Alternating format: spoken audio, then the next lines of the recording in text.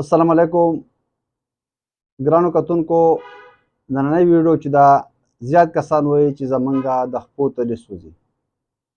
زیات کسانو ماته کالز هم کړي دي، په واتساپ باندې رابطې هم کړي دي، فیمیل پکې هم زیات رابطې کړي چې ډاکټر صاحب زمونږ د خپو تلې ډېر زیات سوځي، خاص کر دا سیزن چې موسم چې چینج شي، د ژمي دا موسم شي نو بیا خو مونږ ډېر پذابوي.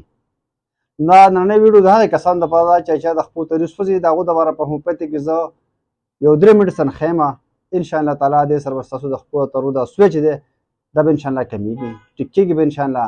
په دې کې یو دی میګنیشیا پاس په 6 ایکس کې به راوالی، بل دی کالی پاس په 6 ایکس کې، او بل دی کلکریا پاس په 6 ایکس کې. دا درې دغه به راوالی او دې نه 2 ګولۍ سحر او 2 ګولۍ ماښام دا به ته استعمال کوئ.